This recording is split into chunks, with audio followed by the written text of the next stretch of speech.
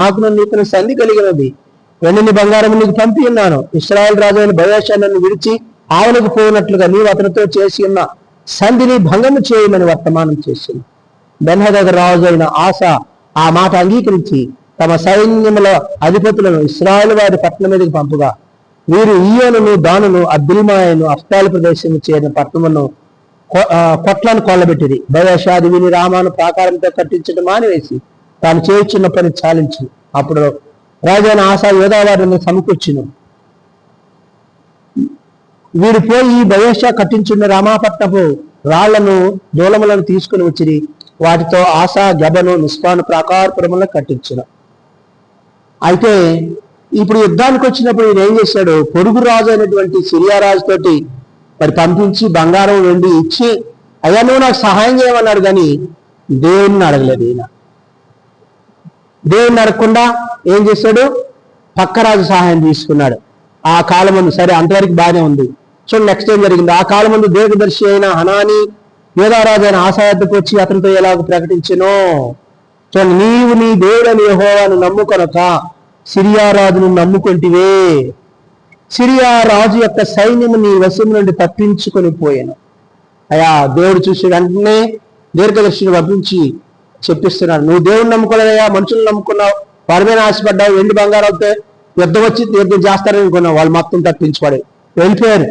బహువిస్తారమైన రథములను, గుర్రములను, రౌతులను గల కూషీలను, నూబీలను గొప్ప దండెత్తు వచ్చిరు కదా. ఆయనను నీవు యెహోవాను నమ్ముకొనినందున ఆయన వారిని నీ చేతికి అప్పగించెను.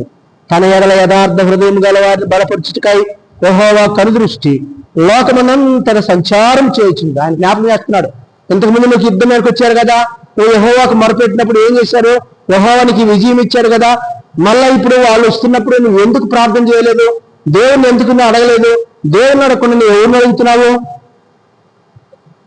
పక్కరాజుని అడుగుతున్నావు, బంగారం అనే వెన్నునిచ్చి అడుగుతున్నావు. కానీ దేవుడు ఎటువంటో తెలుసా? యథార్థ హృదయం గల వారిని ఆయన బలపరుస్తాడంట.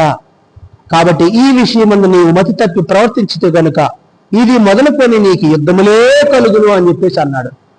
వెంటనే అప్పుడన్నా రాజు సరి చేసుకోవాలి కదా, కానీ రాజు సరి చేసుకోవాలి. చూడండి ఏమంటున్నాడో, ఆ దీర్ఘదర్శి అట్లు ప్రకటించినందున ఆస అతని మీద కోపగించి రౌద్రము చూపి అతని బందీ గృహంలో వేసింది. చూసావా, ఆయనకు ఉందని చెప్పేసి, మరి ఆ యొక్క పదవి ఉందని చెప్పేసి, రాజు అని చెప్పేసి ఆయన్ని వెంటనే ఎవరు లేరని బందీ గృహంలో వేసి పడేసాడంట. ఇదిగాక ఆ సమయం మంది ఆశాజనులు కొందరిని బాధపరిచును.